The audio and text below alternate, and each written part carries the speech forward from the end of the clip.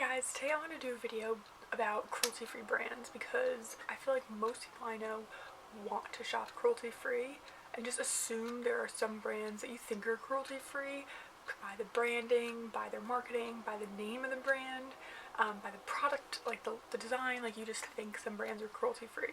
Some even claim that they are cruelty-free or not tested on animals, but those words don't actually mean anything. Any brand can say they're cruelty-free. There's plenty of brands in the US that claim to be cruelty-free, but they sell in China, which makes them not cruelty-free. Now this is up to the consumer, so it's completely up to you what you consider to be cruelty-free or not. And I have a whole blog post on this on an open letter that I wrote. I will leave the link down below so you can really get into it. So if you go to a website, a lot of brands will say, you know, we don't test any of our products on animals except where required by law, and that would be in China. Those brands are not cruelty-free. Now some people still consider like MAC and brands like that to be cruelty-free because, you know, it's the Chinese government, it's not the brand, but a lot of brands take those cuts because they believe so hard that beauty products shouldn't be tested on animals. Now I appreciate that. If a brand really has those morals, they won't sell in China. That's what I believe. So you can decide for you what matters, but this is like my version of cruelty-free. You can check out like Cruelty-Free Kitty and Ethical Elephant and a ton of other bloggers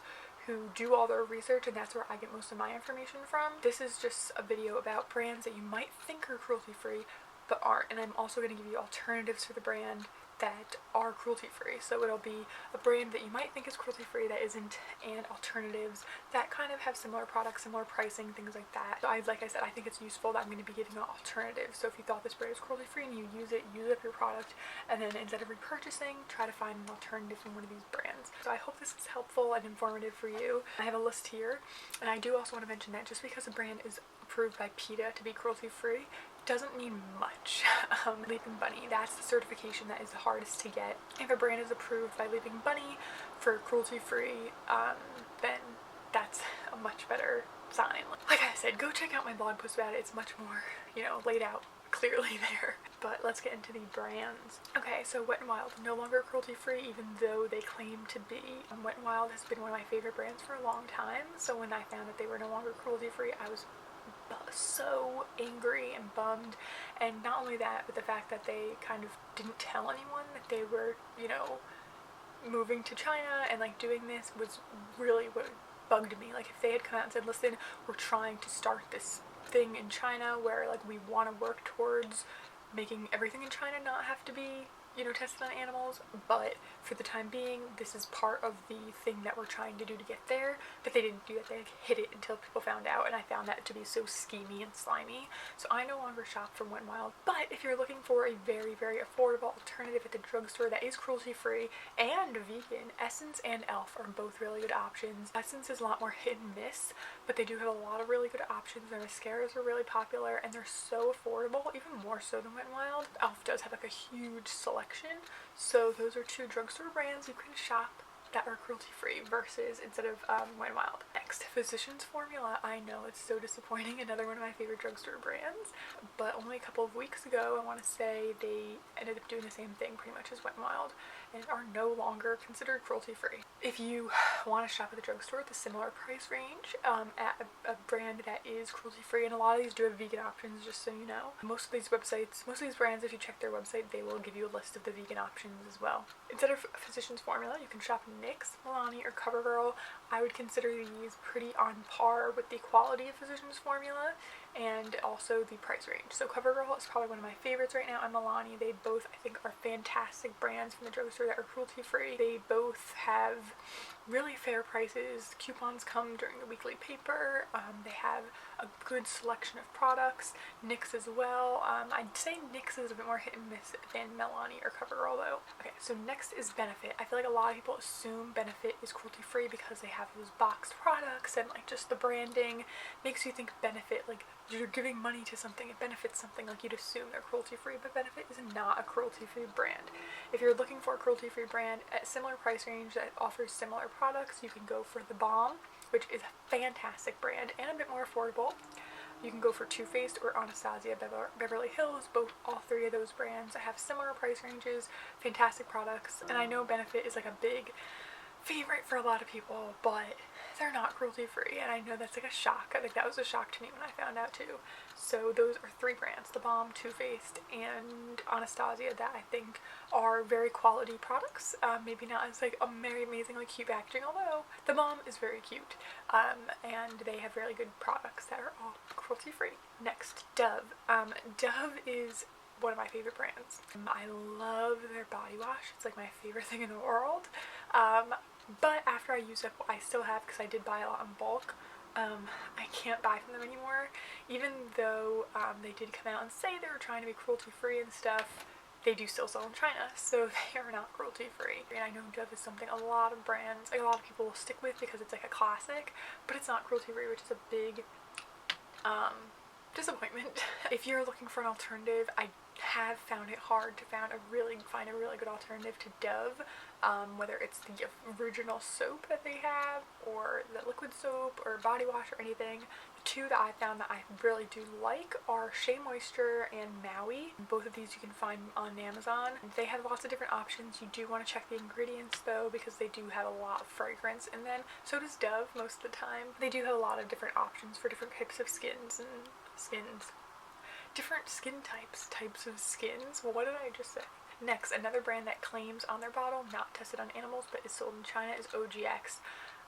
It's frustrating because I feel like a lot of people go for that brand because OGX organic. So you think, oh, an organic brand, of course they don't test on animals. They do. So if you want an alternative at the drugstore for a hair care line now, OGX can range depending where you buy it. It can go from like $6.99 per bottle to like $10 a bottle. This brand that I'm going to talk about is a bit higher than that, but they have better options, they have better ingredients, and they're just cruelty-free, and that is Kristin S. I knew you guys are going to know that this is going to come up sometime. Kristin S is my all-time favorite hair care brand at the moment. Their prices are in the teen range, I'd say, mostly between like $10 and $20. They have not hair dye, but like toning kits, different kinds of shampoos for, you know, brassiness, for curly hair, for dry hair. They have more gentle version, which I love. They have a fragrance-free line. They have a line for scalp care. I mean, Kristin S has everything. Next, MAC, NARS, and Makeup Forever are all not cruelty-free. MAC, I know they're a big popular brand, NARS as well, and Makeup Forever, but none of those are cruelty-free brands, which is a disappointment. I know a lot of them have a lot of like cult favorite products, but if you're looking for a brand that has a big variety of products, from like foundations to eyeshadows and blushes, I do have about 4 different brands that I feel like you can supplement from those brands that are not cruelty-free. So the first one is ColourPop. I know it's a lot more affordable than any of the brands I just mentioned, like MAC, NARS, or Makeup Forever, but they have such a huge variety of products, and they are vegan and cruelty-free, and I do feel like that's just a good option. Like, I feel like if you want like a MAC eyeshadow, you can probably find a ColourPop version of it for a lot better price. Fenty as well is another cruelty-free brand that has similar price range and has a lot of unique products. I do feel like their foundation products are very good, so if you're a Makeup Forever foundation fan, Fenty might be a good alternative. Next, Bare Minerals and Stila are both some of my favorite brands that are kind of that mid-range. Like, they're more on the higher end, but they're not like, you know, super high-end, like luxury. But I do feel like you can supplement a lot of products from Makeup Forever, NARS, and MAC for Bare Minerals or Stila. Next, Origins, another brand that from the title you think, of course they're cruelty-free. They're not, which is a bummer. I assumed that they were, and they were not. I actually found that out at Lush. And so Origins has a lot of face masks, a lot of skincare that people really love. But if you want a really good skincare company that I think is actually, well, I mean, I guess it depends on the product, but I'd say it's pretty equivalent to the Origins prices, that would be Paula's Choice. Paula's Choice is right now taking up about 85% of my skincare routine. I'm obsessed. They don't have excess fragrances or anything. They're very transparent with their ingredients. They are cruelty-free. So if you want a brand like Origins that has lots of skincare options for different skin types, Paula's Choice is definitely the place to go. Neutrogena, another brand, not cruelty-free. I feel like this is along the lines of Dove. It's like a classic drugstore skincare brand. So many people probably run to the drugstore and grab Neutrogena assuming it's cruelty-free. And a lot of people don't really think about these things, but I feel like if they did realize, like actually smack dab in your face, this brand is not cruelty-free, people would change their, you know, mind about buying from them, or at least look for other alternatives. So Neutrogena, again, a really big popular brand at the drugstore. A lot of people with acne use Neutrogena. I did for years. But I have a couple of different options for you for skincare, about the same price as Neutrogena or cheaper. So the first one is Derma E. Derma E is a vegan and cruelty-free brand. The next two are The Ordinary and The Inky List. Both of these are very kind of simple packaging, very straightforward, nothing like over the top, but both of them I don't think have like very many fragrances in them or anything like that. They're very simple products, but they are more affordable, I want to say, than Neutrogena, and cruelty-free, and I do believe have better ingredients. Next, Chanel, a big, huge luxury brand that makes you feel like rich when you're holding it in your hand. But if you want another brand that's going to make you feel that way, that's going to make you feel like you're holding something luxurious and like just makes you feel fancy, but is cruelty-free, you can go with Hourglass or Marc Jacobs. Both of these brands are also luxury, high price tags, very luxurious packaging, but they're cruelty-free, so awesome. Kiehl's. Kiehl's is not cruelty-free, which was a big shock to me because I did start using their skincare about 2 years ago, but it is not cruelty-free. It is an expensive brand, and it feels cruelty-free by the packaging and all that kind of stuff, because it's so like old-fashioned kind of, but it is not. If you want a skincare line that I feel like has similar products, I would go for Mario Badescu. It is quite cheaper than Kiehl's, but I do feel like the products are pretty similar, so you can, I think, supplement there. I think that's actually the last one. I know there's so many more I could talk about. I know there's so many more you're gonna know about. If you have any brands that you were shocked to find out are not cruelty-free, let me know, whether I told you or you found out on your own. If you have any alternatives, like if you loved one of these brands or a regular not cruelty-free brand and found an alternative, please leave it below and help each other out, because I feel like going cruelty-free is a long process, and if you buy products like I do, you have a lot to get through before you can get into your cruelty-free phase, and it is very discouraging to see how many brands still are cruelty-free.